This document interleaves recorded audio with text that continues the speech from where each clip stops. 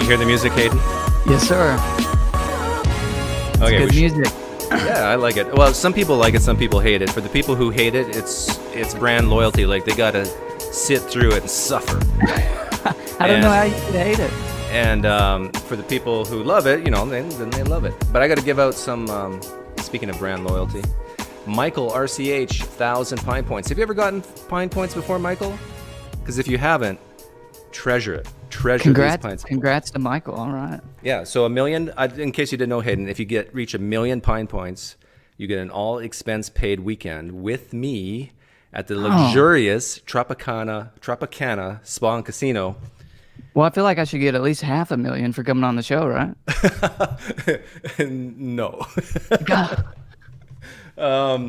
Okay, so I want to try to do things a little differently. I know you talked to Tom Jump, and Yes, sir. I watched that, and I liked it, and I liked you, and so that's why I invited you to come on. I appreciate that. And but what I don't want to do is repeat the things you guys talked about. Sure. And in fact, most discussions about, you know, the philosophical arguments for God, I'm not that interested in. Oh, yeah? No, I'm not, because maybe it's wrong of me, but like from the perspective of a non-believer, but I really think that if someone needs or desires to believe in a higher power, even if it's for bad reasons, if they need it to survive, if they need it to get up in the morning, if they need it for meaning, hope, and purpose, if they want to believe in some deistic type God or gods to help them survive, I actually think because of evolution, that's why we have these beliefs. And so I kind of wipe my hands and say, okay.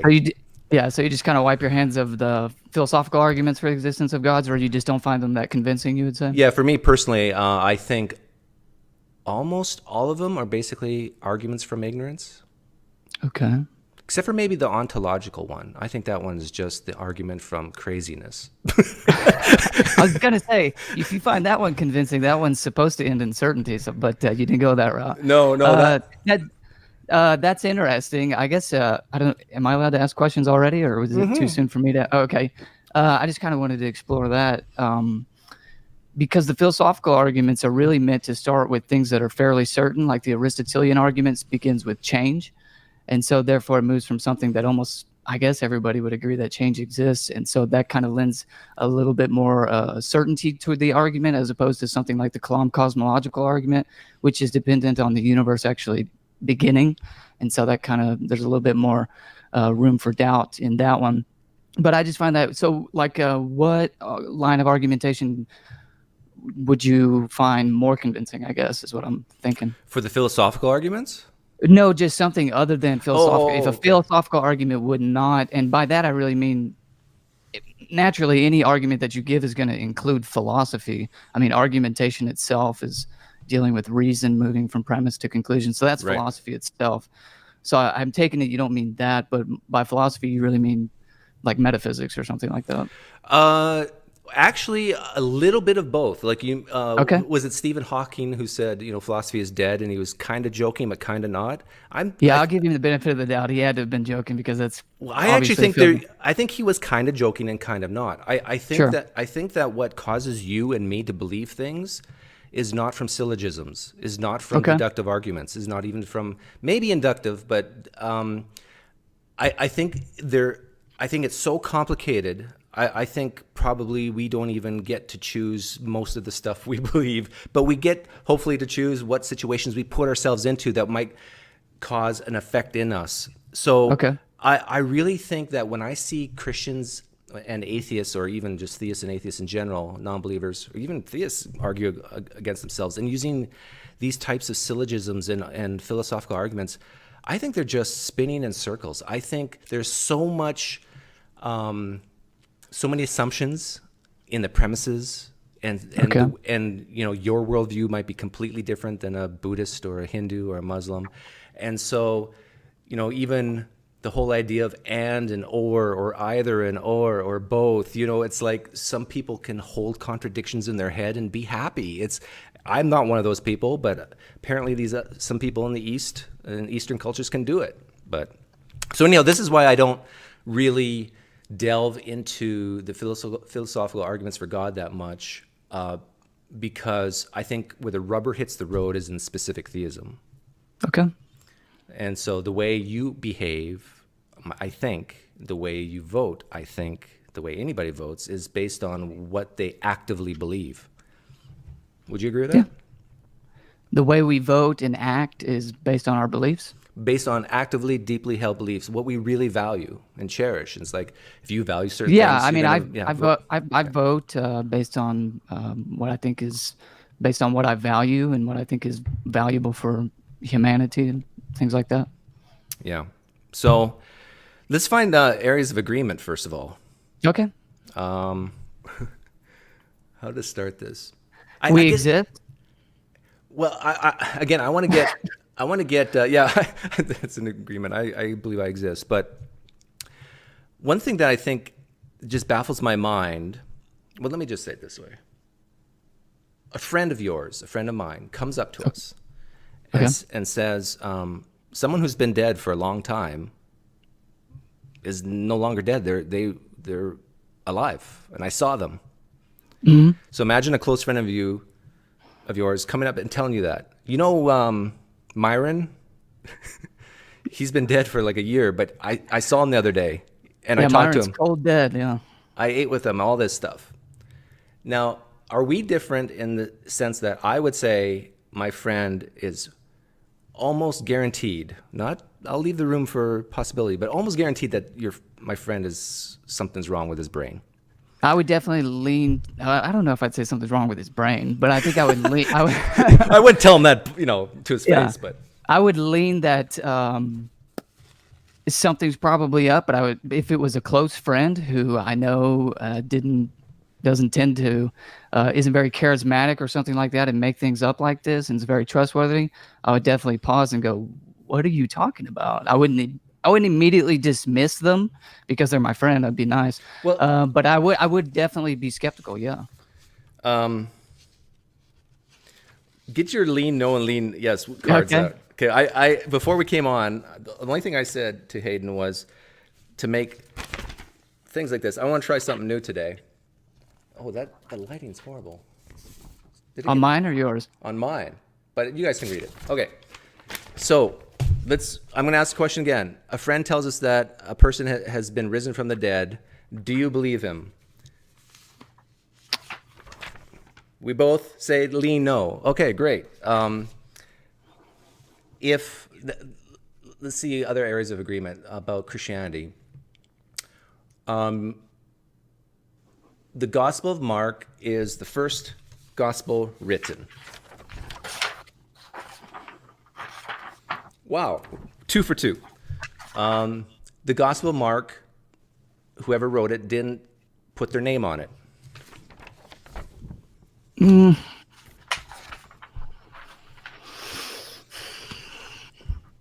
Okay, we could disagree. So, is the name of the Gospel of Mark on the Gospel of Mark?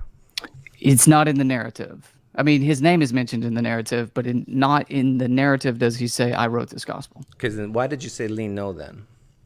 Because every manuscript that we do have attributes it to Mark. Let me refine my question then.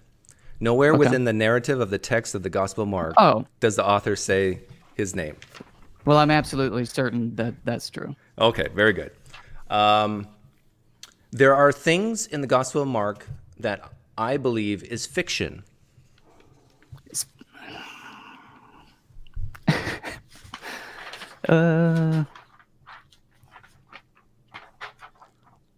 Okay, we got a difference here. Why? Let me give you an example of what I think is fiction. Okay. In the Gospel of Mark. The Transfiguration. Okay. It's a story about, is it Moses and Elijah standing next to Jesus and people witnessing it?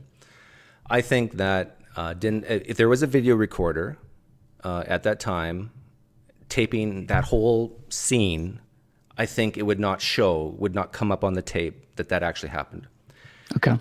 Now, you believe it did happen? Yeah. Okay. Now, remember the question I asked you previously about if your friend came up to you and said they saw a person who was dead, now alive. You said you would probably not believe them. Is that? Yeah, that's true. Yeah. Now we have a situation of the first gospel that's anonymous saying that this transfiguration happened, and you do believe it. Yes. Yeah, that's true. You see it in a disconnect? Is that what you're saying? Or yeah, I'm seeing a big disconnect because a friend of yours you don't believe, who you can talk to, speak to, go eye to eye, you don't believe, but an anonymous book you do.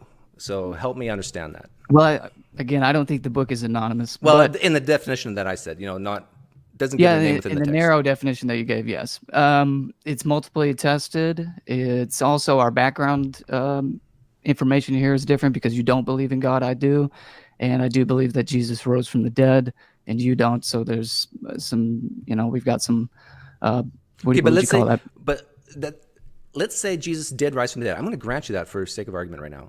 Okay. Jesus did rise from the dead, and God is real. Couldn't the transfiguration still be fiction? Oh yeah, it definitely could be. But I think the probability increases given those two things that Mark is recording accurately.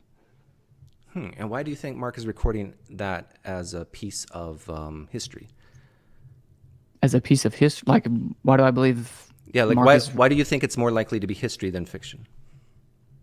It's multiply attested in the other Gospels of independent sources, and also, like I said, if it's not possible at all if God doesn't exist. Miracles, I would take it, would be impossible. So that increases the probability that it at least could possibly happen on that worldview. Let's go with the first one, the multiply attested. If I'm sure, I don't know this for certain, but I think there's at least hundreds of multiply attested testimonies of Joseph Smith and some of the things he claimed. I have no idea about that. But let's assume for sake of argument that that's true, that there was 100 attestations for Joseph Smith claiming whatever he claimed, like the golden tablets existed and so forth. And would that cause you to believe that these golden tablets existed? If there were hundreds of independent multiple attestations to this? Let's just go with attestations. Let's remove the word independent for now. We can throw that in later. Well, the independent would be a pretty big factor, so I don't know. Okay, so if it wasn't independent, you would say no, you wouldn't believe in the golden tablets? But if it was independent, you would believe in the golden tablets if it was independently, multiply attested for? That would definitely increase the probability. Enough for you to believe it? I would have to look at the individual reports, but possibly. Okay. So do you believe we have independently attested reports for the transfiguration of that's seen in Mark? For that specific pericope, I'd have to look closer, but the gospel narratives themselves are independent. In a lot of cases, I'd have to look at that one specifically. Okay, well, that's a good question to ask. Another difference between you and I. Do you think the Gospels are independent of each other? No, not wholly. How much do you think there's independence? Like if you were to put a scale of 100% is independent, 0's they're dependent. I think they're like down at 10. Very, very, very dependent on each other. I mean, okay, so we have, most scholars think that Mark wrote first. That's why I said lean yes. We have some early reports in church history that would actually put Matthew first, but that's up for debate. I'll just go with the majorities of contemporaries or modern scholarship and say Mark went first. And then most scholars think that Matthew and Luke borrowed from Mark. And so that's where I would say they're not wholly independent. So where would you be for a number? Like I'm down at 10. Like they're almost very much dependent on each other. Especially John's separate, but yeah, definitely Matthew and Luke is very dependent on Mark. Where would you be if I'm at 10? Would you 100 is very independent? I mean, when you say 10, that would mean to me, or that seems to mean to me like they're the exact same documents. So I'm kind of confused as to what you're meaning by like a 10 being how much dependent they are. I'm just saying that. I mean, they definitely used Mark, like certainly, I guess. Okay, is that what you get? Yeah. So would you say they're more dependent or more independent if Matthew, Luke, used Mark? Would you? But I mean, I don't know. I'm confused by that question because I'm saying they certainly did use Mark. But okay. So I'm does that mean that what you mean. So in what I sense? don't know how you could then. I'm sorry. Go ahead. And so in what sense are they independent? Matthew and Luke have sources that are unique to just them, and then Matthew has sources that are unique to him, and Luke has sources that are unique excellent. to him. Okay. But with the Transfiguration, let's say the Transfiguration hypothetically was fiction. Okay. And Mark writes about it, and then it's found also in Luke and in Matthew. Yeah. And let's say in that situation they're dependent on Mark, and so they also write about it, but they change the story maybe a little bit. What about this attestation makes you believe it? If it could be just fiction and Matthew and Luke just used Mark to write about it. And the Old Testament maybe as well. Yeah. If it was fiction, what would make me believe it? No, let me put it this way. I think it's fiction because I think Matthew and Luke just looked at Mark, looked at maybe some Old Testament verses, and created a narrative. So here we have attestations that maybe are a little bit independent, but mostly dependent because they're using Mark, they're using the Old Testament, like to come up with names like Moses and Elijah and so forth. And yeah, I don't see how attestations, your first reason for believing in the Transfiguration, would make me come even a smidgen closer to believing it. You see what I mean? Yeah, no, I see what you mean for sure. So if it is, let's assume it's fiction, okay? There's parts of the Gospels that are fiction. Okay. What would it take for you to believe in the Transfiguration? What would it take? Yeah. If you were the same as me and we both agreed it was fiction, what would it take for you to believe it wasn't?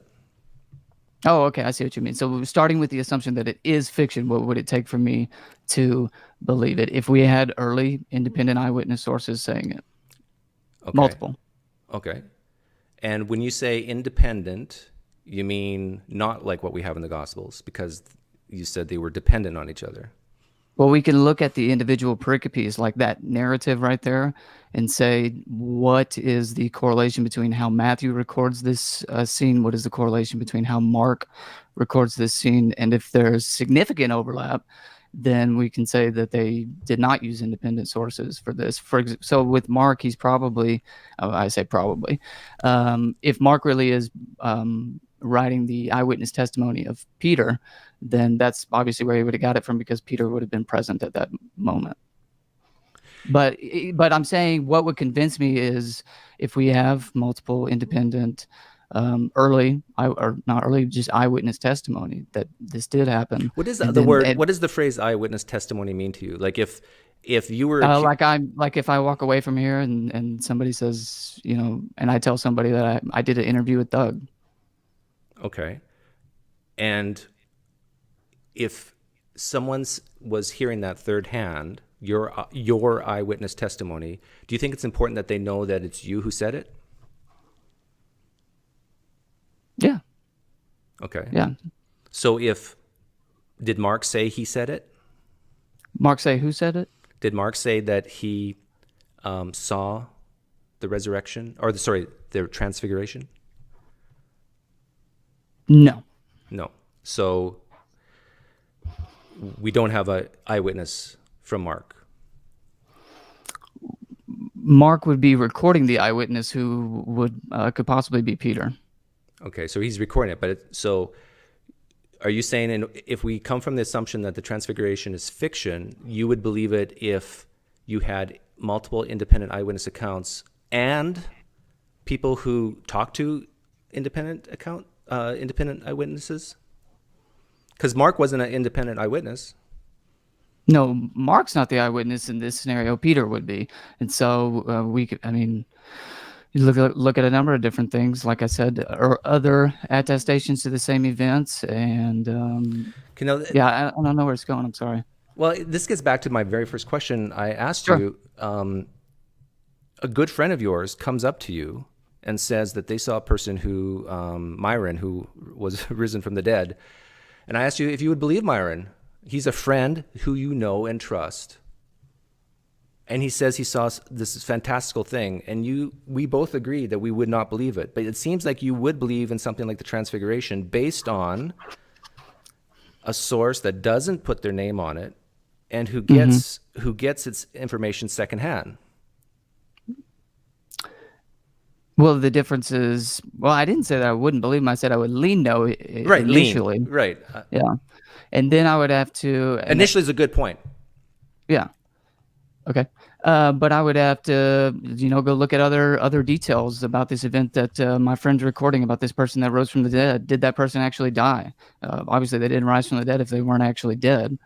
And then I'd have to see if there's any other witnesses of this or something like that. How would you figure out if this person actually died? How would I figure out if they died? I mean, yeah. How would we know if Myron actually died? I mean, there could be an obituary. Did we have an obituary for Jesus? No, we don't have an obituary for Jesus, but we would today. Myron would have one, probably. How else could we figure out if Myron died? How else could we figure out if Myron died? Yeah. If there were witnesses to his death? Okay. And would you believe Myron died if these witnesses didn't put their name, didn't identify themselves, and basically their lack of names, it was just a story in a book, writings in a book? Would that be sufficient for you to say Myron died? If we picked up a book and said Myron died, but there's no name on it, who said it, no date on it, no citing of sources, it's just Myron died, it's written down on paper, that wouldn't cause me to think Myron died. There's different ways we can figure out. I'm sorry. Ask the question one more time. I had a thought. Now I can't remember what it was. Sorry. Would you believe that Myron died based on reading a page that says Myron died with no name on it, no citing of sources, no date, just says Myron died? And we're trying to figure out, hey, did Myron actually die? Oh, based on that scenario, I'd say I don't know. I would say no. I'd lean no. Yeah, I would lean no based on the scenario you gave, yeah. But isn't that exactly what we have in the Gospels? We just have a book that says somebody died? No, well, for the death of Jesus, yeah, we just have no names on, just text saying Jesus died, right? Just text saying Jesus died. Okay, yeah. Okay. So this is, I'm giving you like little pieces of reasons why, not just me, like people who, and not just atheists, why Muslims, why Jews, why anybody who's not a Christian reads the text of the New Testament and says, oh, okay, is this a good reason to believe something? And I bring up the things like Myron. I bring up things like the Flying Man. I don't know if you've ever heard me talk about the Flying Man. The Flying Man? No. It's a hypothetical question of, it's actually a really good one, and it's a tough one for me to answer. I'm going to try to answer it today, but pretend I'm serious. Okay. My great grandfather, his name was Johann. He could fly. He could fly. Unaided. Like, you could strip him down naked, he could still fly. That'd be interesting. He went to the Grand Canyon about 150 years ago. Yeah. And just ran and leaped off the edge and flew. That's impressive. Now, here's the hypothetical question. Okay. Well, it's not hypothetical. That's a hypothetical scenario, but here's the question. What would it take for you and me to believe that it actually happened in history? Yeah. It's tough because it's right before video cameras. It's right before, like, maybe 150 years ago we did have photography. Yeah, we did. But what would it really take for you and me to not just think of this as a joke? This is not a joke, Hayden. This actually happened. We're talking about my lineage here, my great ancestor. And I'll be offended if you don't believe me. Okay. What would it take for you to believe that? What would it take for me to believe that your naked grandfather jumped across the Grand Canyon and He wasn't naked at the time. Oh, okay. My great grandfather has class. Now we're getting some contradictions in the story. Now I'm just kidding. Yeah, I guess without, you said no video footage and stuff like that. Let's say in this scenario that there were multiple eyewitness testimonies that he did. Okay, but what exactly would you have to see or be presented. When you say multiple eyewitness testimony, tell me exactly what you would need to believe. Like, would you need to actually talk to these people? You can't because they're dead, right? It's 150 years ago. Right. So what exactly do you mean? They wrote it down? I mean, I can't talk to them. They're dead. Okay, so they wrote it down. And if they basically said that they saw my great-great-great-great-grandfather fly, you believe it? If there were multiple early eyewitnesses, it would increase the probability. But would you believe it? I don't know, maybe. I don't think I would. Because even if they put their name on it and said, hi, my name is Joe Thompson. I live at this place. My wife is so-and-so. The year is such and such. It was a glorious sunny morning. I was at the Grand Canyon, and lo and behold, I saw this man run, jump, and fly. Yeah. If I picked up a book and read that, that wouldn't convince me. If I picked up one book that said that, it wouldn't convince me either. Okay, and I'll tell you this much. If I picked up 10 books that said that, it still wouldn't convince me. Now, at what, and here's why. Because I would say, well, wait a minute. Are these truly independent? And wait a minute. It's like seeing a fantastical magic trick. If 5 people believe it, if it's a really good trick, 100 people are going to believe it. If it's a really good trick, 1,000 people are going to believe it. The better the trick, the more people are going to believe it. And so, but now let's bring this back to the Gospels. Okay. Well, first of all, would you believe it or not if I presented you 10 independent, written down on paper, people saying that they saw my great-great-great-grandfather fly? That in and of itself would increase the probability. But do you think it would be enough for you to personally believe it? That alone, it would get me closer, but probably not. Okay, so we're agreed. For me, it wouldn't even come close, but so we both wouldn't believe it. But with the Gospels, we don't even have that situation. We don't have people saying, my name is such and such. I live here. I'm married. Today I saw this. We don't have anybody in the Gospels who writes in the first person who states their name to say that they saw, let's say, Jesus rise from the dead. Yeah, I think this just means that this is not the way we're going to discover who wrote them. But you see my point. My point is, why would you not believe in the flying man when the evidence is better than what we have in the Gospels? I don't think it is better. Well, what made you say it was better? I guess I missed that part. Because we have a situation where someone says their name and writes with their own hand what they saw. Mm-hmm. Well, I mean, they don't say their name in the narrative, but I don't think they are unnamed or that they're anonymous. Okay, so if you picked up a book where the person doesn't say their name, but 100 years later, people in northern Arizona said, oh, yeah, that was Joe Thompson. He wrote this. 100 years later, they say, Joe Thompson wrote this. We pick up a diary. It says, I saw Johann, my great-great-great-grandfather fly. He doesn't put his name on the diary. He just says what he saw.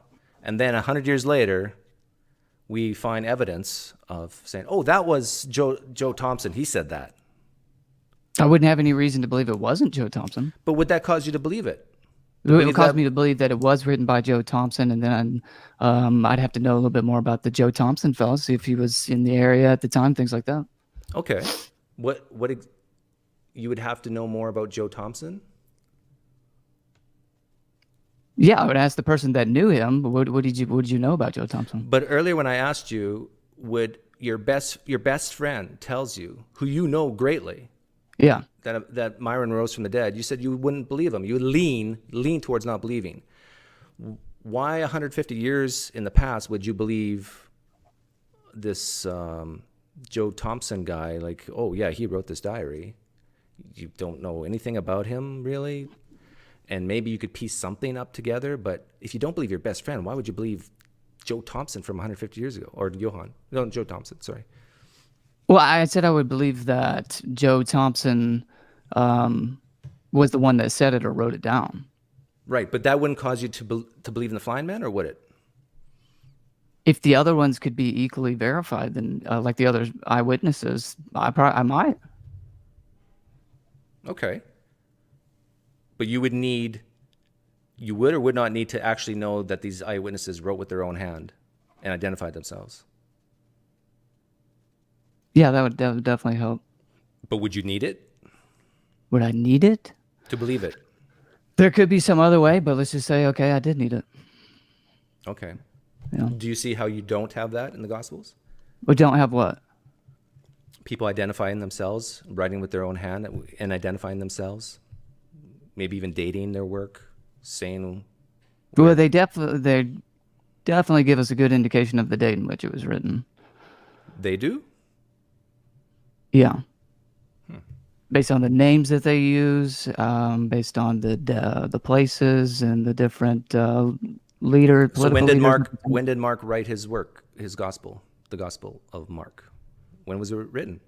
Does he say when it was written? Oh, does he say when it was written? No, the consensus is probably shortly after AD 70. I would probably take an earlier date. Okay, but that's what I'm getting at. I'm saying that...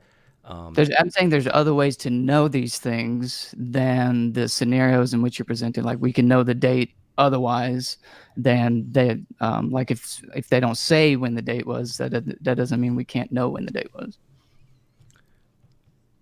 You think we can know the date of Mark? Most historians have a good idea. Really? I think it's a huge range. I've seen some huge range. I've seen some people dated as early as 40 and some as late as 100 and whatever.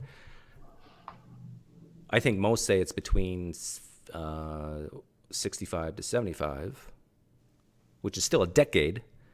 But I'm talking about Joe Thompson who's saying, hey, my name is Joe Thompson. I live here. The date is such and such. And today I saw a man fly. And I'm saying my guess is even if I presented that to you, all those criteria, my guess is you still wouldn't believe that man flew. But yet, you believe in things like the Transfiguration with much worse evidence. Am I wrong? Are you wrong about the evidence being worse? Yeah. Yeah. Okay. Yeah, if someone was accusing me of a capital crime like murder, and they didn't identify themselves, sign it, date it, I don't think any jury would put a lot of weight on that eyewitness testimony account. Okay. Would you disagree with that? I'm not a detective, but I'm sure they have other ways of discerning the truth value of eyewitness testimony.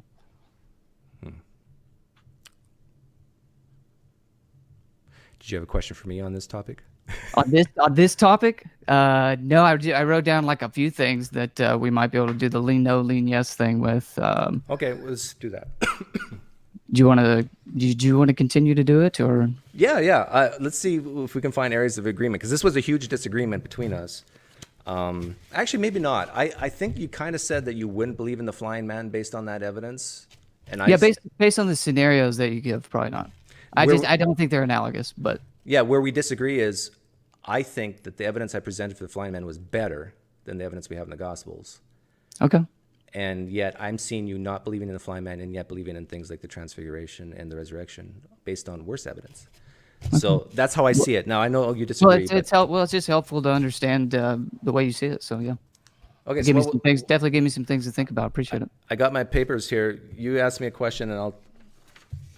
Okay, you want me to ask some questions? I just wrote them down like as fast as I could whenever you told me that. But no problem.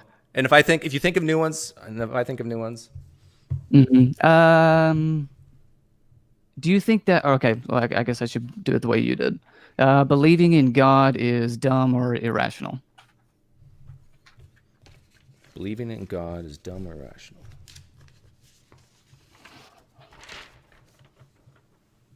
If that's all I have to work with, I'll say lean no. Okay. Because it all depends, right? Yeah. Do I keep going, or is this... Yeah, no, keep going. Okay. Something can come from nothing. Something can come from nothing. We have a lot of agreement. Yep. Something. Actually, hang on. Yeah, go ahead. Everything we experience coming into existence has had a material cause.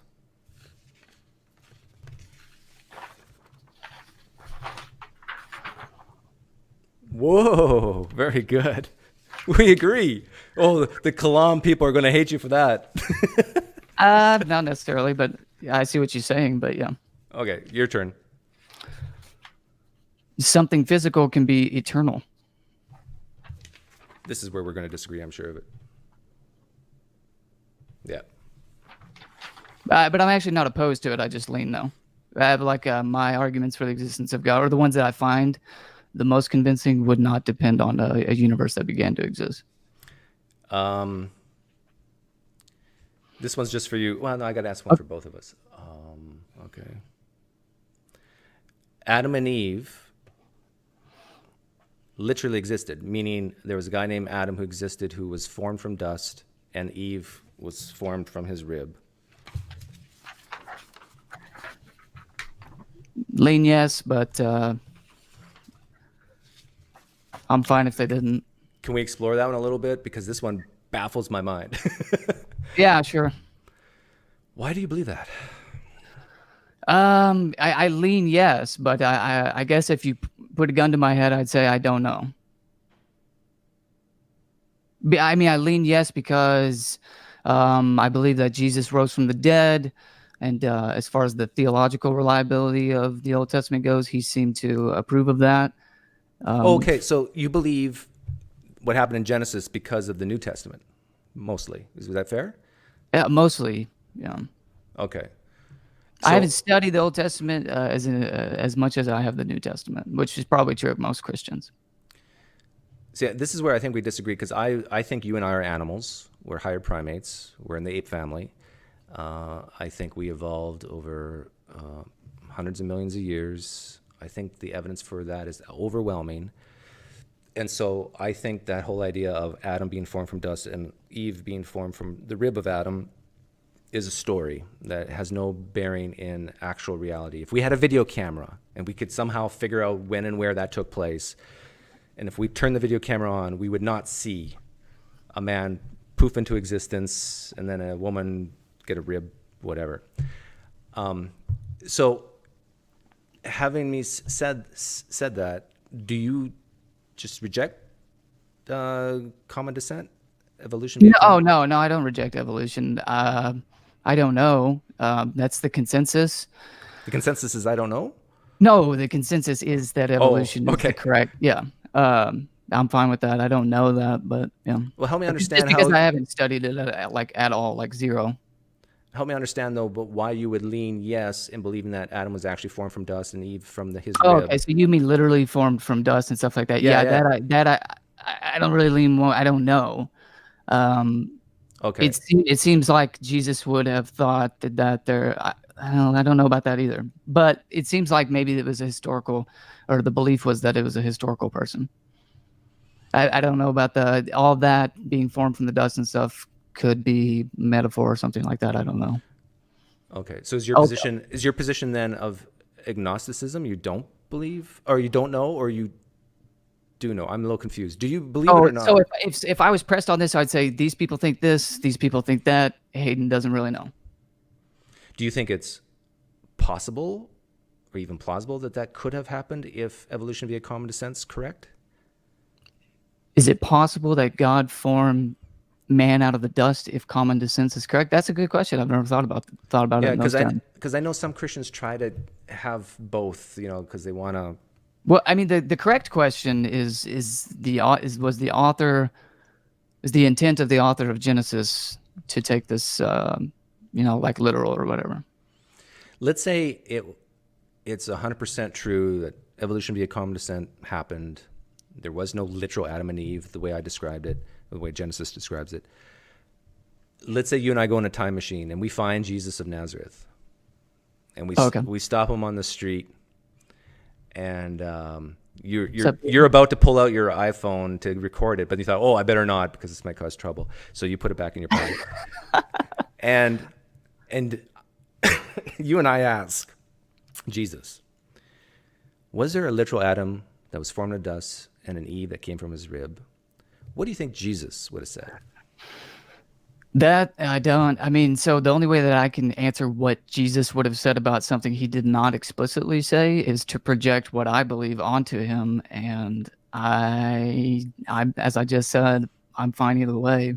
So I think, actually, if you look at Jesus and the way he responds to questions, he probably would respond to us with a question. Yeah. He'd probably ask, Hayden, why do you care? Or something. I don't know. Yeah. And then I would say, Jesus, don't be evasive. Yeah. I'll pull out that iPhone and record. I have no idea how Jesus would answer that question with any amount of certainty.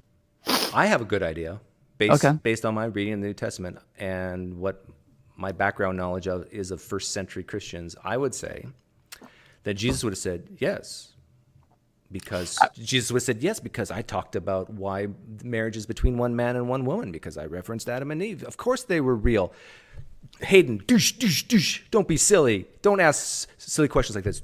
Don't you realize that if you ask questions like this, people will doubt? No, you wouldn't say that. But I would love to get Jesus slapped like that. No, I'm just kidding. But I would say, I take when you read the first few chapters of Genesis and its historical context, it seems unlikely to me that the author of Genesis is trying to communicate scientific or material understanding of the world. Right, but this is why I brought up Jesus, because initially you said that you believed or you leaned yes to that narrative because of the New Testament. I remember asking you that. And I mean, I don't have one that says I don't know. But. Yeah, I understand. Because I had Randall Rouser on. I don't know if you know him. I've heard of him, yeah. Yeah, I had him on a while back. And he freely admitted that the human part of Jesus could have not known certain things or been wrong about certain things. I don't know how he separates the human part of Jesus. That's definitely a theological question that some people would take issue with, and some wouldn't. I think a lot of Christians hate him for saying that. Oh, yeah, I'm sure they do. I mean, I know Christians like that, of course. Yeah. I have some what I think are good hypothetical questions that really bother Christians, and you probably have heard some of them. Okay. And have you heard my Noah one? Your what one? Noah one. Oh, Noah, no. Noah, no. So you're up in heaven. Okay, you're you're sitting. Made it. You made it. You're sitting next to. It was a close call. You're sitting next to Yahweh. Okay. And Yahweh says, "See all those people down there? Ugh, man, horrible people. I need to kill them. I need to get rid of them." Except for Noah's family. I like Noah's family. Noah, nice guy. Class A dude, and his family. And their grandfather did. And so he says, but, Hayden, I like you. And so I'm going to let you decide between two options of how to get rid of all these evil, unrighteous people. Mm. And I'm providing these options for you, so you don't have to worry about what's right or moral or good, because I'm providing both. I'm not going to give you an option that's wrong because I'm God. And so Yahweh says, I can either get rid of all these men, women, children, toddlers, newborn babies through flooding, or just poofing them out of existence. You get to choose, Hayden. Poof or drown? Poof, 100%. Why did you choose poof over drown? Less pain. Why do you think God chose drown over poof? No idea. Does it bother you that he did? Or first of all, do you believe that actually happened in history? It seems like a flood could have happened easily, and I wouldn't. Do you believe that God, Yahweh, caused a flood that killed people in history? Yes. Okay. So now let's get back to my original question. Why do you think he chose the painful route over the poofing route? Yeah, I have no idea. And does it bother you that he did? Does it bother me? Yeah, a little bit. Yeah. Excellent. Thank you. People don't say that? People are. I've had so many apologists on my show. I shouldn't say so many, but I've had a few. Sure. And then I've had others that have been in text form. And they will fight tooth and nail and saying that they'll say something like, "Oh, I'll just go with what God did. Who am I? I'm just the clay. He's the potter." Blah blah blah. They won't admit that makes them feel uneasy. Oh, sure. Yeah, definitely makes me Greg feel uneasy. Koukl actually came close. I asked this question to Greg Koukl, and he didn't come out and say it, but he alluded to the fact that he didn't like it or that he questioned it. But very good. So here's one that's related, but it's the New Testament version. That was the Old Testament version. The New Testament, right? Okay. This might be a little harder. I don't know. You're up in heaven with Yahweh again, and he tells you that the wages of sin is death. And Yahweh tells you that the wages of sin is death, and that Jesus, who's on earth at that moment, you're up in heaven, but Jesus is on earth. Okay. He says, Jesus, my perfect son, has to die. Okay. But again, he leaves it up to you. God's will be done. Jesus will die, but you get to choose how. Okay. And your choices are, and both are moral because God is providing these options. What is your preference, Hayden? Do you want Jesus to die from a massive stroke instantly or bloody torture on a cross? Yeah, I would take the instant death. I'm doing good. You're doing really well, because a lot of Christians wouldn't say that because they feel that pits them against the God they worship and serve. Oh, I don't think it pits me against it. I mean, obviously, I'm taking a different route than what God would have chosen in the scenario. But anyway, go ahead. Yeah, see, if you did something horrible to me, Hayden, yeah, I mean, like, really bad, a part of me would want to hurt you back. Yeah, me too. However, I do think it's possible for us humans to forgive each other without physical violence. Yes. So my question then is, why couldn't God do it if we can do it? Well, he could have, yeah. And yeah, see, and I appreciate your answer. You're saying, yes, the God I believe in could have killed Jesus in a much... He could have not killed Jesus at all. Right. He could have just forgiven, right? Yeah, I mean, some people would, some theologians would argue differently, but I mean, this, like, just from like a philosophical point of view, could God do X or Y? Yeah, I mean, as long as they're not contradictory, then yeah. So remember when I asked you, does it bother you that God drowned the people in the Old Testament? Does it bother you that God tortured his son or had allowed it to happen? There's something about the way that Jesus died and the fact that this is supposed to be substitutionary for my sins that bothers me. For example, when I first became a Christian, and felt, deep angst about my sin, my initial thought was, God, you should send me to hell. I'm a horrible person. I've done horrible things, and I really have done horrible things. I deserve to be punished. And I think probably a lot of Christians struggle with this too. I almost didn't want to be forgiven. It bothered me that somebody else would take my place. That's what I mean. Like, it bothered me that Jesus would die in my place because it was me that did it. I deserve to be punished. Right. And that's unfair, right? I mean, it'd be unfair if he wasn't a willing participant. Yeah. I would say it's unfair even if he was. Okay. So let's say you have a friend named Myron. I have a cousin whose first name's Myron. I think it's a horrible name. Myron's for all you Myrons out there in the world, that's a horrible name. Sorry to all the Myrons. Myron. But let's pretend you have a friend named Myron, and I do something. No, you do something horrible to him. You have a friend named Myron. You do something horrible to Myron. Okay. And let's say you steal all his money. He has $10,000, and you steal it. Mm-hmm. And I say, "Don't worry, Myron. Don't worry. Here's $10,000. You can have my money." Yeah. Not only is it unfair for me to do so, I think it's wrong. I mean, if you're willing, you get off scot-free in this scenario. Like, you get off. Like, yeah. I paid the penalty for you. You get off free. I think that it's immoral for you to not have any type of penalty against you, or some type of responsibility for what you did. Okay. So I see Jesus doing that exact same thing.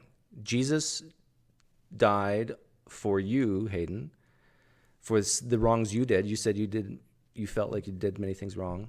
Yeah. I think you should pay for it, not Jesus. Yeah. No, I think so too. But he willingly stepped in, and yeah, but that was a bad thing for him to do, to step in, just like it's bad for me to step in and give Myron $10,000. Well, I don't agree that it was bad for you to step in and give Myron $10,000. If that's what you want to do, it's your money. If it meant that you get to go free, yeah, then it's a bad thing. Okay. C.S. Lewis said that. He said that if a man were to forgive the trespasses of another, that he himself has not been injured upon, that it's from the pits of hell that a man would do such a thing, that it's maniacal. I don't know the exact quote. I'm actually pretty close to what his exact words here. And yeah, I haven't read it, but yeah. But then C.S. Lewis says, but if God does it, then it's okay. Yeah. So if Jesus was God, it's okay. But any other man was to do it, like if I was to do it for Myron, or for you to help Myron. Yeah, I haven't read C.S. Lewis, that quote, but yeah, it's definitely scandalous. It seems unfair. Yeah. Okay, here's the $1 million question. Oh, a million Pine points? No, not $1 million Pine points. $1 million. Oh, come on. If I Pine answered points honestly, Pine points are worth more than dollars. What exactly do you think you would need to learn, see, believe, whatever, in order for you to leave Christianity? To leave Christianity? Huh. There's probably a number of things that would cause me to no longer believe that the resurrection was true. Like? I mean, the obvious one would be, I don't know how you would verify it, but let's say you could. If there was the body of Jesus, that would certainly be like, okay, he's still dead. But I'm glad you point that out, because it would be very hard to determine. Right, so that's too strong, yeah. So we need something a weaker point would be maybe some first century eyewitness testimonies to the contrary. A number of them or something like that. Okay, so if we found a document that said that Jesus didn't rise from the dead in the first century, you would reject Christianity? If it was from one of his disciples or something, yeah. I mean, I don't know if just one would or not. I'd have to weigh, but that would definitely increase my probability of rejecting Christianity. How would we know if it's from one of his disciples or not? We'd have to have external verification and things like that. Yeah, so it would take some work, but it's definitely possible. Like even if we found a first century document dated to the first century that said, "Hi, my name is Peter, and by the way, Jesus did not rise from the dead." That's it? You're out? No, that would definitely cause me to doubt. Yeah.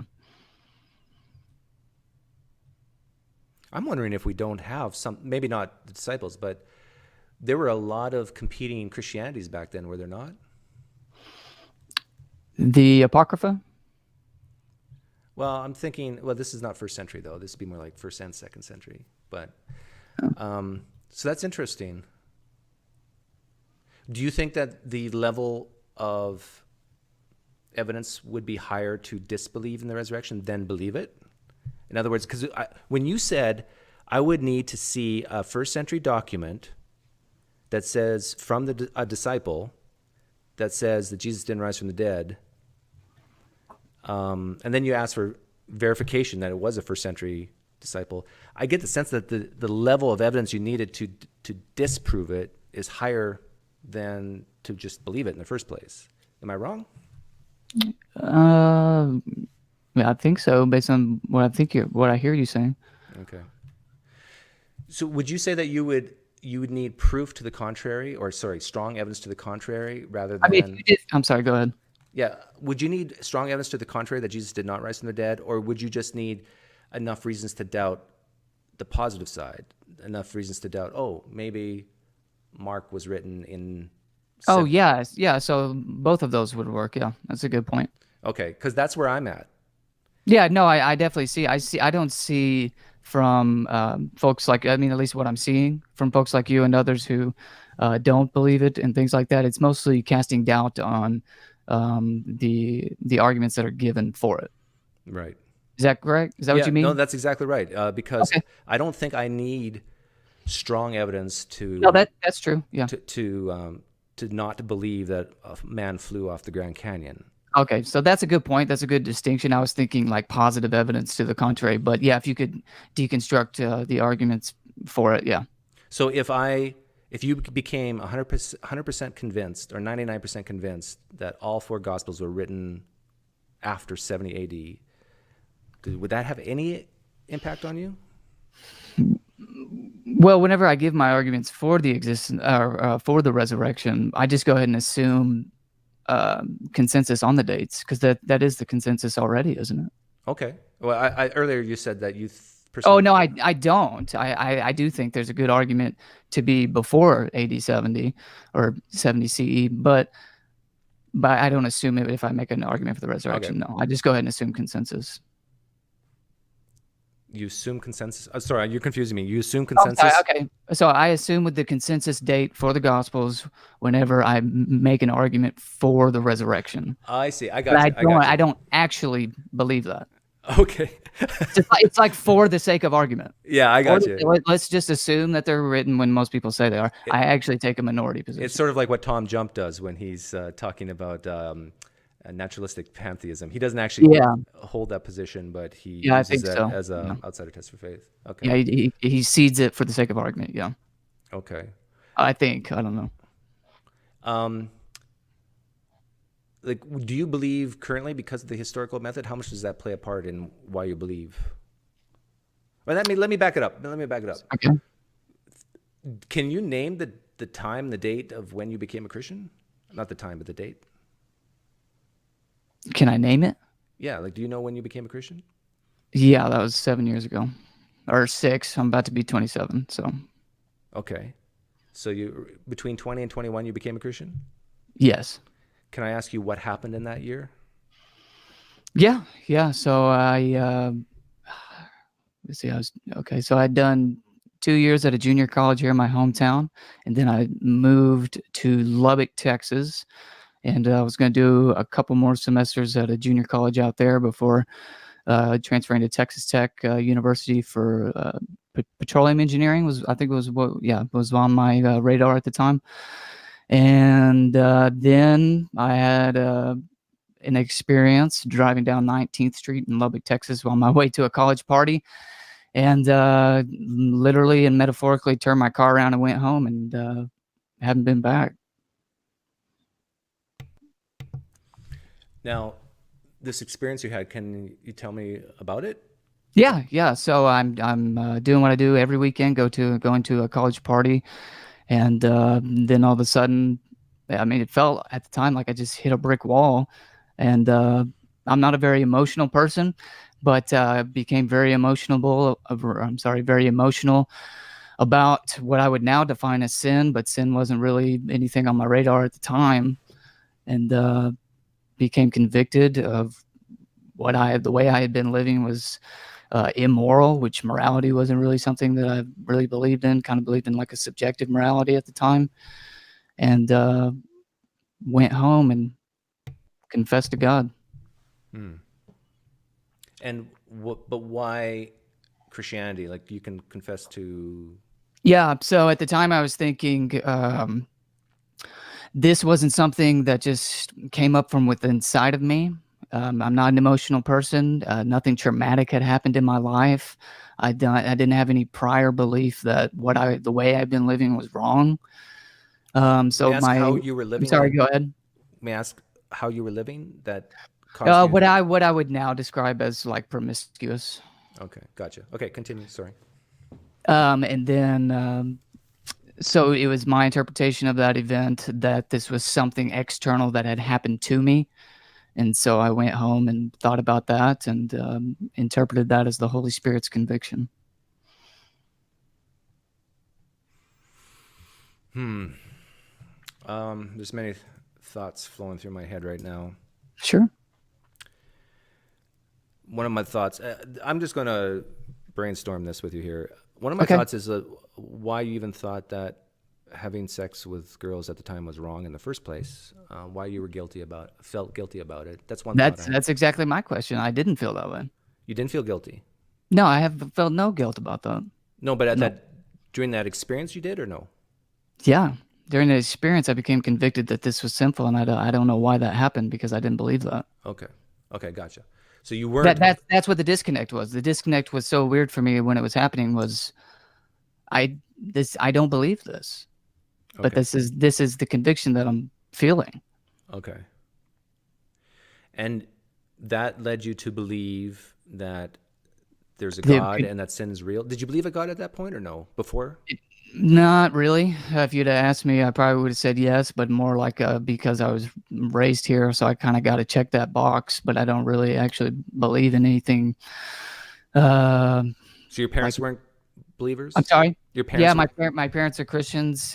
We went to church and things like that every once in a while, but it was not something we very rarely ever talked about it.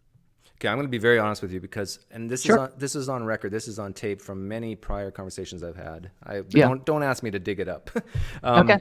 But I have said for years now that for many Christians, they become Christians because of an experience they've had between the ages of 18 and 22.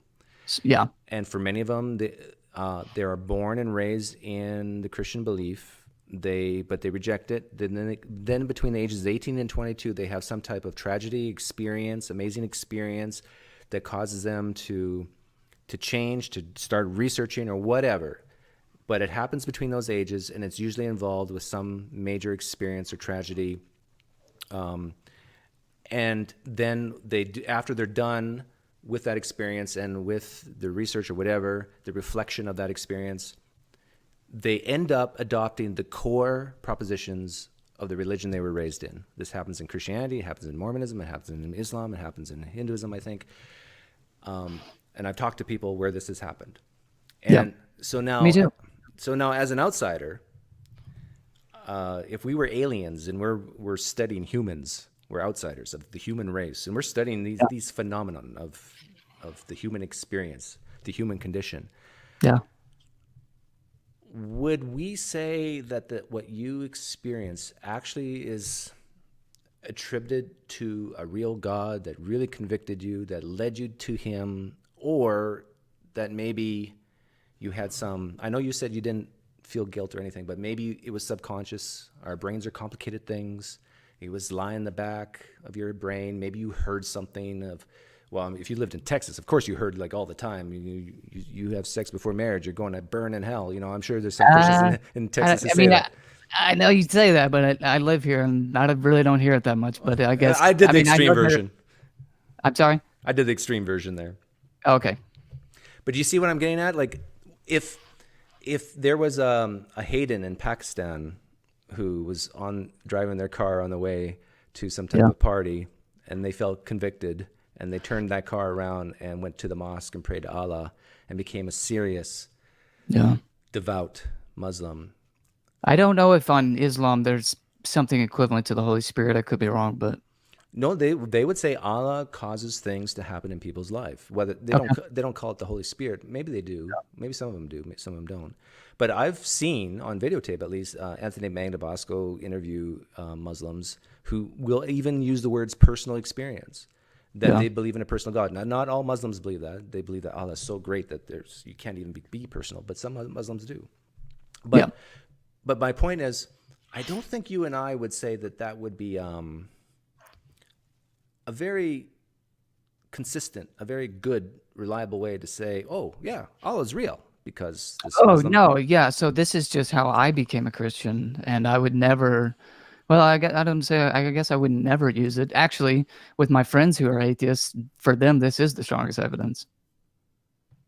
Because they knew me and they know me now, and something, they haven't become believers, but they think if something like that happened to me, then I would believe. But I wouldn't. Not even close. Okay. I mean, that's fine. I'm not saying that they would be warranted in doing so. I'm just saying that's what I talk with my atheist friends all the time about arguments for the existence of God. You were I think you're a Stoic, right? You're kind of like me. You're not very emotional. No, I mean, it's actually, and I don't say it braggadociously. I wish I was more because I got married in January and I'm learning. I definitely have a lot to learn about these sort of things. Yeah, I don't say that. I kind of like being a Stoic, but I'm sure my wife wants me to be a little more emotional. I kind of think being a Stoic has huge advantages because you You might not experience the highs and the lows, but it's an odd thing to be a Stoic and not tend towards the philosophical stuff. You said you didn't really like the philosophical stuff. Well, when I say Stoic, I don't mean philosophically. I mean like more emotionally. Like I don't get easily excitable, but I kind of heard you agree with me that. Oh yeah, I was going to say that if I was going to try to convince somebody that God exists, I wouldn't say I had an experience. But why does it convince you? If you agree that it wouldn't convince anybody else, why did you become convinced from that? Yeah, like I said, whenever I experienced it, and I mean, I know myself. I mean, I know you said there could have been something subconsciously. Don't know how I would know that or not. It's subconsciously, so it wouldn't be in my conscious. Because that experience led you to believe Christianity is true, right? It led me to believe that there was something external and immaterial that was convicting me of my sins, and that sounded a lot like Christianity, yeah.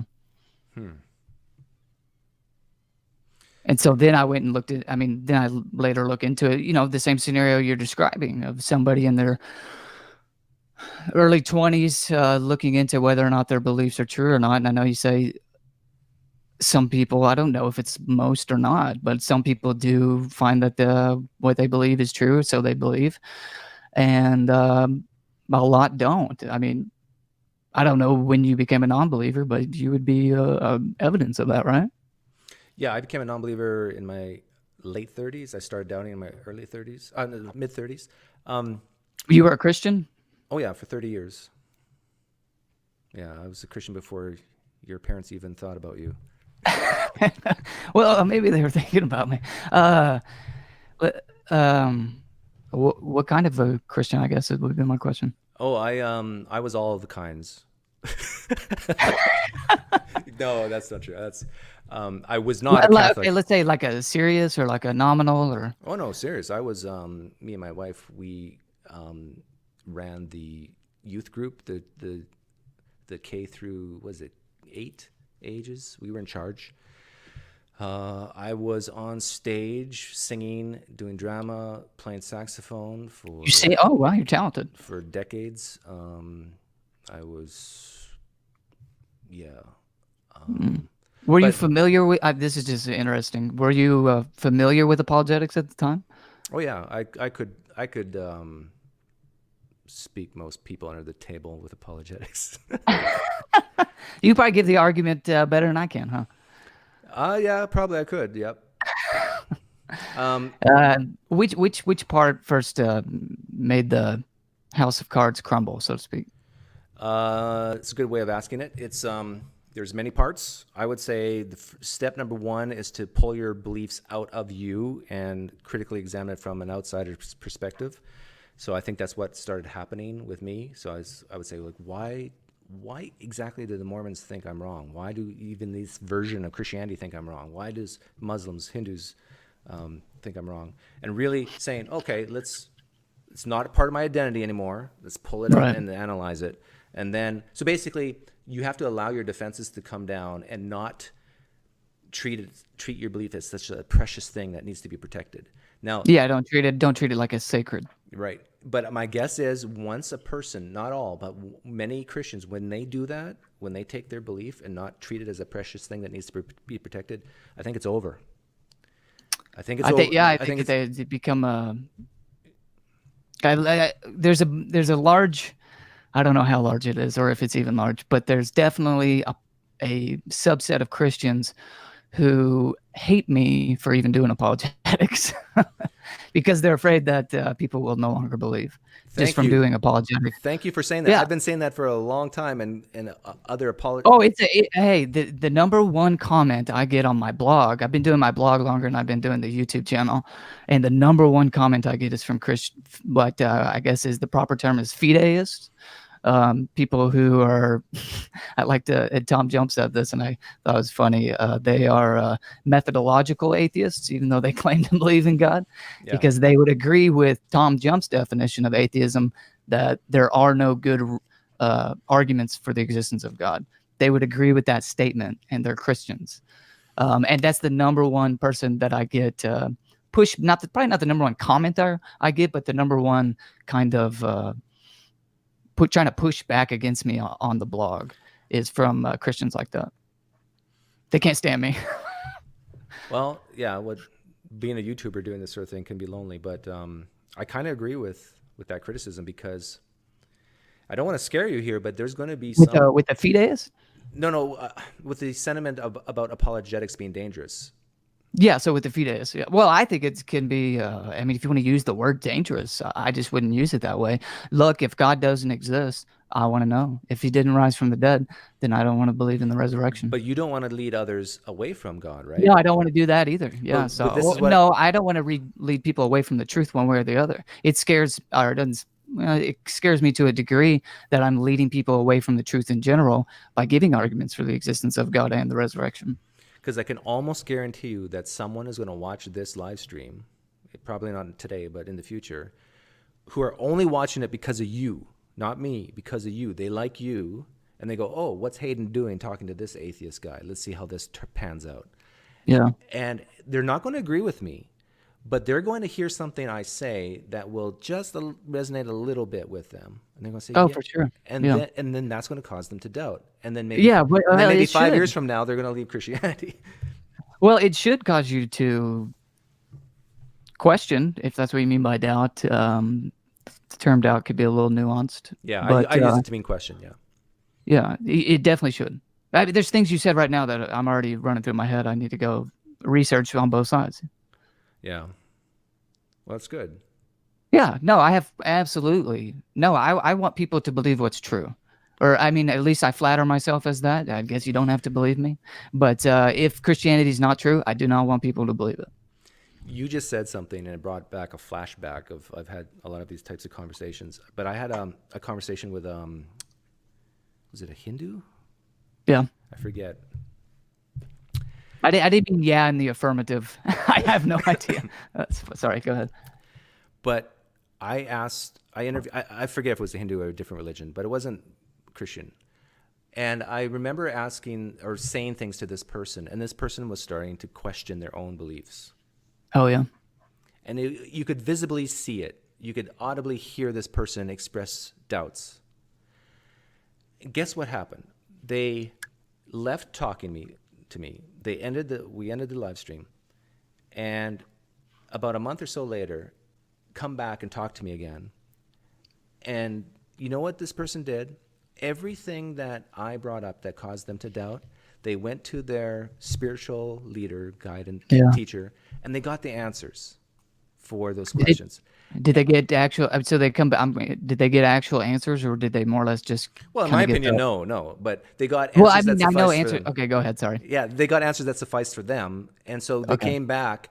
And what ends up happening is I made them stronger in what you and I would deem as a false belief. Mm-hmm. And when you said that I today have asked you questions that made you think, well, maybe I need to go research such and such, I predict that's exactly what's going to happen to you.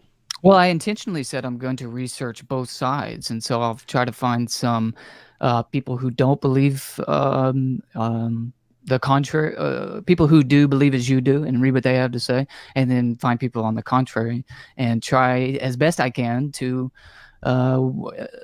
weigh the evidence. That's what I flatter myself as. I guess you don't have to believe me. Maybe I'm just going to go read the one-sided. I believe you, but I think what we believe and why is so complicated that sure it's until you and I can both figure out what is really propelling us to believe or disbelieve things. Mm-hmm. Until we find that thing, all this other stuff is just going to be fluff. It's going to be, okay, Doug mentioned, such and such. I'm going to research this now and look at both sides. But really, I think what it comes down to, and this is why I like street epistemology, is because it helps us get rid of all the garbage and figure out exactly what, or not exactly, but what's most likely to be propelling you to believe or me to not.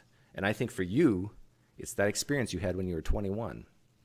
I mean, I can understand why you might say that, but the whole I didn't get to tell the whole story, but the whole experience becomes unraveled whenever I almost leave Christianity while I'm in seminary a couple years later.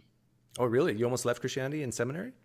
Yeah, so seminary caused me to doubt more than any atheist ever has, is what I like to I've said say. that too. Yeah, seminary can be dangerous. So what about seminary, or what did you learn that caused you to almost Well, it leave? wasn't actually anything particular that I learned at seminary, so maybe that's I'm kind of jesting about seminary being the cause of the uh, doubt. But it was just I get to seminary, and did you go to seminary? Or? No, no. Oh, okay, sorry.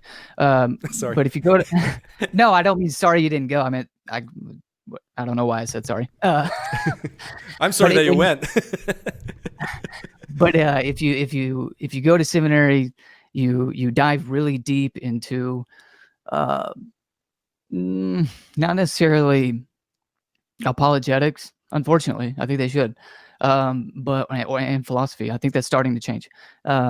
But you dive really deep into like systematic theology and stuff like that. That's what I would call a little bit deeper.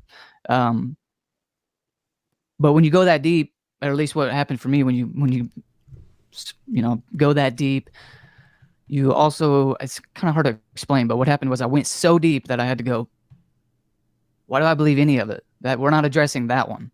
And that's kind of the big one. And I said, well, I believe it for what you just said, for that experience.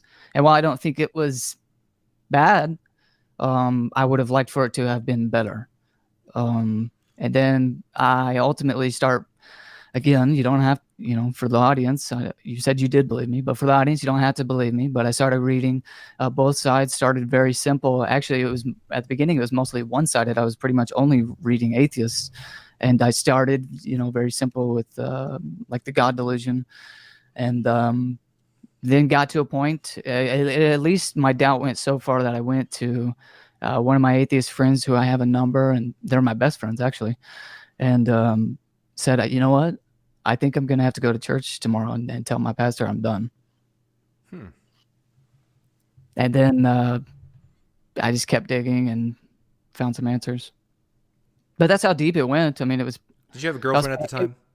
Yeah, I have a girlfriend at the time. Not at the time I was doubting. Okay. Good. But good try. No, I'm just kidding. I didn't actually. But I did like a year later or something. There was a brief time I was all, I don't know how to word this or if I even should. I was all about that before. And then whenever I became a Christian, it just kind of left me. I didn't really care to date. I was too... You were a player? I'm not trying to say I was a player, but Well, you got a bit of a Clark Kent thing going on there. You take the glasses off, put on the suit. I can see it. You can see it? Well, I appreciate it. No, yeah, I did have a string of girlfriends before I became a Christian. I guess is the nicest way to put it. If you left Christianity, let's say you would have left it at that time and not come back, how do you think your life would be different today?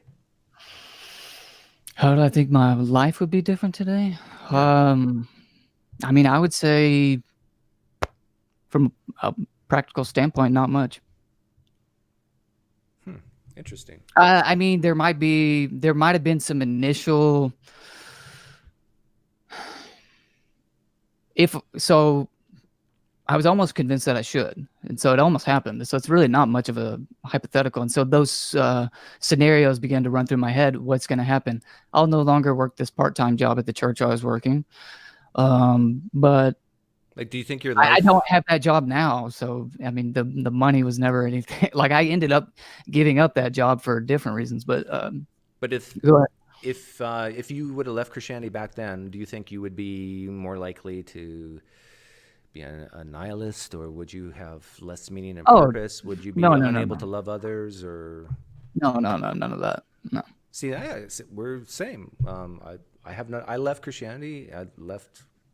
I think all those are mostly influenced by the culture that you and I share. So what? Some people don't like this question, but what about Christianity do you really need? Like, let's assume it's true, but why do you need it? For the type of reasons you just gave? No, just like morality or personal fulfillment. I meet you on the street, and I ask you, why does anyone need Christianity? No, why do you need Christianity? Why does Hayden need Christianity? How would you answer? Well, from one perspective, it would just be do you want to believe something that's true or false? And if it's, Jesus rose from the dead, I want to believe that because it's true. Okay, let's assume it's true, but why do you need to believe that? Well, I guess you don't. Yeah, I'm fine with saying that. Yeah. Oh, really? Yeah. See, No, I like to see it as much as I possibly can, and you don't need it. See, some Christians would answer, some Christians who are listening right now would say, no, you need to believe it so you have eternity with Jesus in heaven. Or if you want that, then you'll need it. Yeah.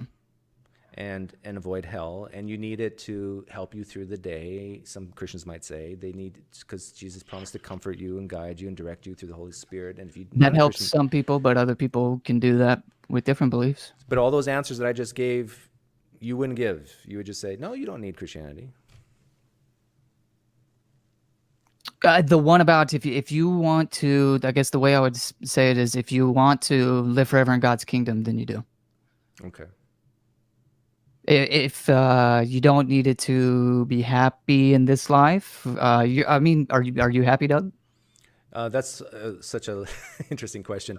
Do you find satisfaction or fulfillment in this life? I find great. I don't doubt you. I think somebody who comes along and says, "Nah, he's lying because he's not a Christian," is pretentious and kind of a jerk. Yeah, we all have sad days and we all have happy days, I think.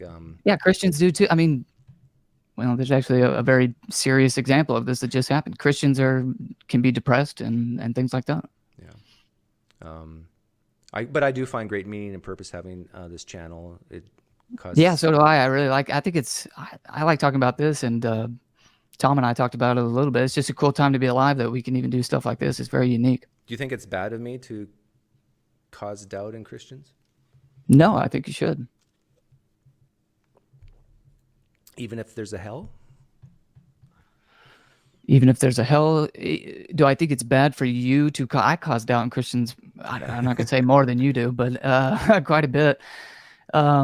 Even if there's a hell, do I think you should cause doubt in Christians? Let's say the traditional view of hell is correct, and I cause Christians to doubt so much that they leave Christianity. Haven't I done a terrible thing? Oh, yeah. Done a terrible thing. Mm-hmm. I have. Yeah. I sometimes joke. Presumably, you would be joining them. There's a lot of apologists who hate me. No, that's too strong. They don't like me very much. And it's not false. And sometimes in text form on Facebook or Twitter, they'll ask me, Doug, why are you doing what you're doing? They want to get me to say things like, well, I'm trying to cause apologists to look silly, like I said that to Randall, and that's true for some. Are you though? For some, yes. With Randall, yeah. But, okay. But do you feel like I'm mistreating you or trying to make? No, I don't feel like you're mistreating me at all. I don't know how I feel. No, I don't feel mistreated. Yeah, I like you. I think this is fun. I like thinking through the hypotheticals and the scenarios and trying to make them as analogous as possible to what I really do believe. I think that's certainly useful. But those defensive type apologists who will ask me what's my true goal or whatever, I'll just, sometimes without even an emoji, I'll just say, well, my goal is to lead the youth to hell. And then just leave it at that. And it's like they don't, because the very conservative apologists, sure, they will say, oh, he's telling the truth. They don't know how to handle it. Like they go, because they think that I'm under the power of the evil one. But you don't believe hell exists, obviously. So. Right. Obviously I don't. So that comment from my perspective, yeah, but I know that they believe it. And so I'm giving them, we like to ruffle people's feathers. Yeah. I'm giving them what they want to hear. And so, yeah. So, I don't like to ruffle people's feathers, but I sometimes let people have what they want to hear. I feel like I've done that in this interview. I think I've seeded what you might be surprised that I've seeded. Are you surprised at some of the things I've seeded? Yes. I think. And I would call myself a conservative Christian. I think you have an advantage over a lot of the apologists I do talk to is because you're younger. Okay. In what way would that's weird. My age would give me an advantage. That's cool. But I'm interested to hear why. Well, because you have, no offense, but you have a lower following. Okay. You have less to lose. Oh, okay. Yeah, definitely true. Yeah. So you're just up and starting. And so in a strange way, you can be more honest with me than someone who's a pastor or a preacher who has a following, whose income is highly dependent. Like they're not going to. No, so actually this brings up a good point. This may be arrogant of me, but I'm hoping the channel does take off and becomes more like those other bigger ones. I don't know that it will. If it doesn't, it's perfectly fine with me. It's going to take off now, huge, now that you've been on the PineCreek channel. you think so? Hey, everybody, subscribe to Hayden's channel. I'll put the link in the description for you. There you go. I'll try. But I think there's some good points that you just raised, and I'm not saying I'm necessarily going to make my future decisions based on this alone, but like I'm not in ministry right now. I had an opportunity to recently and declined it actually for other reasons, but now that I think about these sort of things, I've actually been thinking about what you just brought up, and I really want to take this to the end, wherever it leads, for better or for worse. I don't know which one would be better or worse. The truth is just the truth. And I want as few hurdles in the way as possible. And, like you said, that could potentially be a hurdle if I'm a minister or something like that. Yeah. It could easily be said of me. Of course, he's not going to. He has something to lose. So I want as little to lose as possible. Yeah. Yeah. There's people popping in my head right now that I've talked to in the past, and it's like, this is their livelihood. They don't know how to do anything else other than be a pastor, preacher, apologist. Now, some of these atheist YouTube channels are so big that they do derive their income off. Yeah, and do you have Patreon or anything like that? No, in fact, I've never asked for money. I've never asked for a like. I've been on YouTube now for over close to 3 years. I've never asked for a like. I've never asked for a subscriber. I've actually told people to click off my channel. I've told people to remain Christians. I understand. I'm a capitalist. I lean towards capitalism. Sure. And so I have no problem with people making money off of Lean True. And so I have no problem if people want to make money, but I think it goes both ways. I think, rationality rules. He has close to 300,000 subscribers. A ton. If I was to guess, he probably pulls in with Patreon probably 15,000 a month. Dang. People think I'm exaggerating when I say that. I need to be an atheist. But you look at his views and you look at his Patreon, I think I'm not too far off there. At least 10K a month. Now, but here's the thing. If he became a Christian, he might make even more. That's a good point, and it's one that I was going to bring up countering myself, which was if I became an atheist, my channel may take off. Yeah. We should switch for a year. I'll become a Christian. You become an atheist. Yeah, exactly. We can do that, which is what I was, yeah. So this is a good point that though these sort of things can impede on your decision-making, it can actually work the other way too. Yeah. If I don't know, but if rationality rules became a Christian, maybe you get a really sweet book deal. I don't know. But money, he might not, but I have no idea. But what I think has a bigger impact than money is love. Yeah, he may find that was such a softy thing for me to say. I'm sorry, what? That's such a soft, emotional thing for a it's Stoic not very to say. stoic. It's not very stoic of you. But that's another good point as well. Yeah. Yeah, and I agree with all that. It can, yeah. And I think like if you're a Christian who loves Jesus, it's harder to be objective about the evidence. Mm-hmm. And I'm on record of saying that until you can say something like, I could not care less about Jesus, then start looking at the evidence. Well, I mean, if you could care less about Jesus, you're not. But in the love sense, like you're right. You can't say that, right? It's like if you say for at least 30 seconds that you don't love Jesus, for those 30 seconds, are you really a Christian? Can a Christian even say these things? Yeah. I mean, it's kind of like when some people, and you haven't said this, but I have heard from some people say something like, find me a source from a non-Christian, and saying that Jesus rose from the dead. And I'm like, well, if they said he rose from the dead, they'd be Christians. So. Well, what's interesting? Here's another interesting thought for you. This is from my friend Camille. He first came up with this, or maybe, I don't know first, but. I've watched the one with Camille, and I don't know much about him. Could you give me is he a non-believer? Yeah, he's an atheist. Okay. Okay, so that never came out in the video that I was watching, and it was just boggling my mind. I was like, "What is this guy's?" But go ahead. Yeah, he's just like me, except smarter but not as good looking.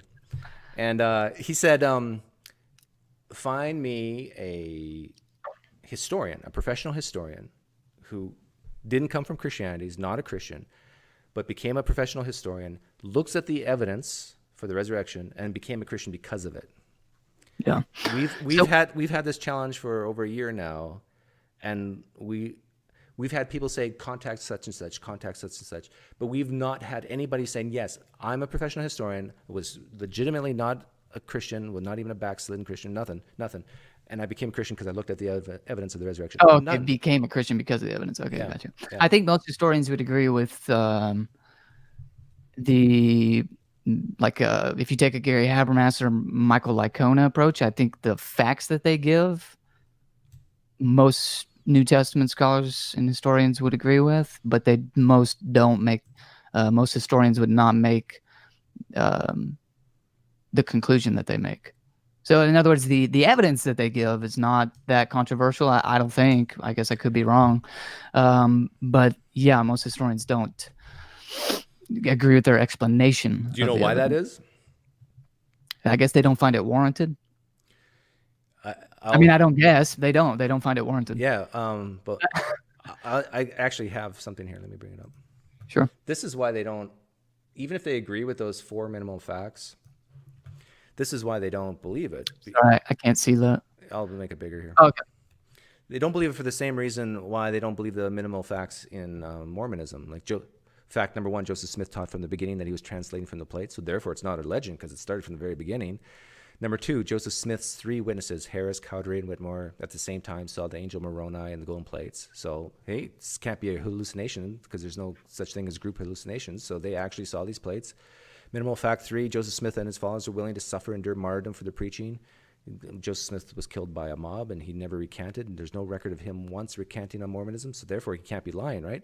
Number 4, Joseph Smith was an uneducated farm boy who could not have written the Book of Mormon, so that shows that this is not natural in origin, that this is indeed a miracle. Now, here's 4 minimal facts for Mormonism, but this does not impact you and me one bit. Maybe we should be Mormon. I'm just kidding. No, I don't know anything about those claims. It's very interesting. Like as an atheist, I use Mormonism all the time as an outsider test for faith because the evidence is better than it is for Christianity. It's so good, in fact, it's easier to dismiss because there's so much evidence. We know the personal life of Joseph Smith and how he caroused and had all these women and stuff, and so we can, have a negative view about him, but we don't have the backstory of Mark, Matthew, Luke, John, Paul, or maybe a little bit of Paul we do, and so if we had better evidence, it might be easier to dismiss Christianity, but it's just enough to it's kind of floating there, like what actually happened back then. And so these minimal facts, the reason why professional historians can agree with Habermas and still reject it is for the same reason. We can look at the 4 minimal facts for Mormonism and reject it. By the way, fun fact, did you know that we have 4 signatures of people stating their name, dating, and signing a piece of paper saying that they saw the golden tablets? No, I didn't know that. I literally know nothing about Mormonism, like nothing. But we have that in history of, you can Google it.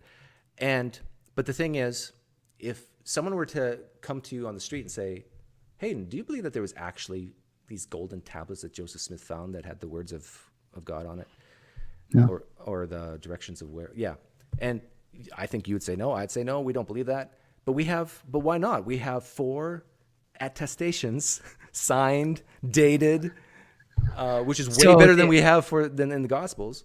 Yeah. So the parity can be useful if it actually is analogous, and I don't know if that's it's not analogous. It's better. It's better than maybe, the Gospels. yeah. So if it's not only analogous but better, then it could be a useful parody. But I don't know. Yeah. Anyhow, we've been going for an hour. I mean, I'm just admitting that I literally know nothing, and if that's us seeding a lot, then so be it. I don't know much about Mormon. Like for me, I use Mormonism for the outsider test of faith because I think that's the best way to have people question the consistency of their beliefs. Yeah. If somebody approached me on the street and gave me the scenario you did, and it sounded analogous to what I believe about Christianity, then I would say, I better look into that. Yeah. Well. So yeah. Yeah. It's it's interesting how we believe some things and don't believe others. Like I'm not excluded from that. Like we have intuitions we have because of our culture, how we were raised. It's like we're more likely to believe one thing over another. And do you believe? Sorry, it sounded like you're about to wrap up, but I did want to ask: do you think that what you're talking about, these intuitions and kind of the psychology of belief?